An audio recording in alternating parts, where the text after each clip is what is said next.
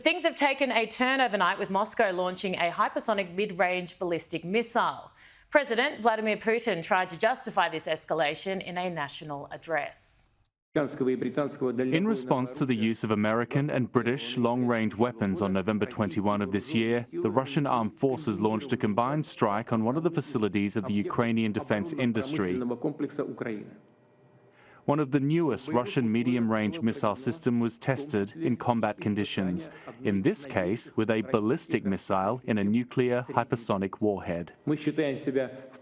We consider ourselves entitled to use our weapons against military facilities of those countries that allow their weapons to be used against our facilities. I really hate giving him a platform. I'm lucky enough now to be joined in the studio by my regular guest, Ukrainian Defence Advisor Yuriy, who I'm now meeting in person for the first time. So lovely to meet you. Thank you so much for coming in. Pleasure to meet you, Erin. You've been so incredible and out and about. You're one of the probably top two people that my audience will say to me, he's so powerful, he's incredible. How are you, would be my first question. Quite frankly, Erin, when I thought that they might see you in person, I thought I would be able to tell you a bit more good news. I thought we'd be talking about how Ukraine has won the war. We'd be talking how Putin is behind bars and awaiting sentencing for the crimes that he has committed. And I thought we'd be rebuilding Ukraine. But here I am, 1,003 days into this war. More than 11 million people in my country have been displaced. 6 of them are living abroad now as refugees. Almost 30% of our territory is heavily infested with mines.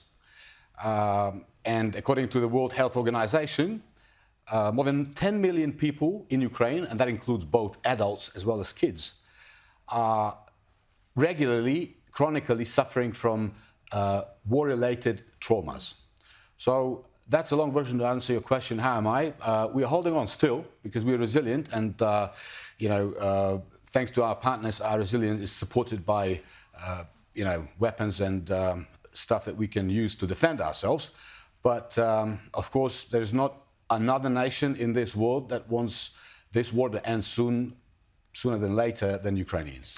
You said to me very early on, and it's a similar story to what Israel is saying now regarding the intentions of Iran. Russia doesn't want to just stop at Ukraine. It's not just about Ukraine. He's now, Vladimir Putin, threatening the West. You said this would happen from day one. You're right. It doesn't end with Ukraine. If Russia wins, it does not stop there.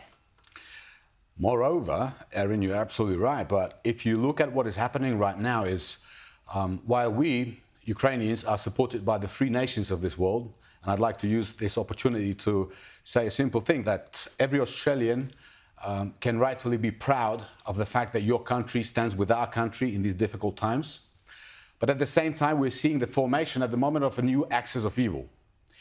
Right now, more than 10,000 North Koreans, for a minute, North Koreans are facing Ukrainian soldiers, and as our former commander-in-chief said yesterday, we are now fighting somebody else's enemy.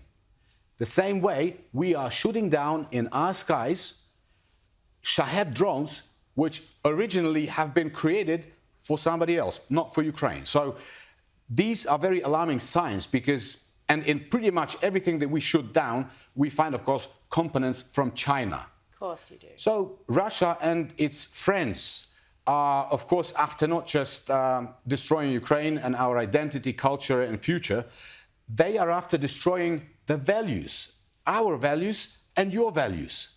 So any talk about the peaceful settlement of this war should take that into account.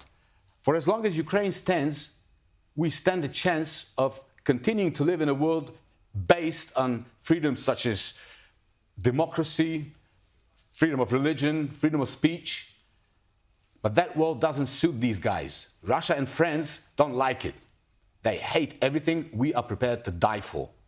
And I think that's a black and white situation, and we are thankful that our partners understand that.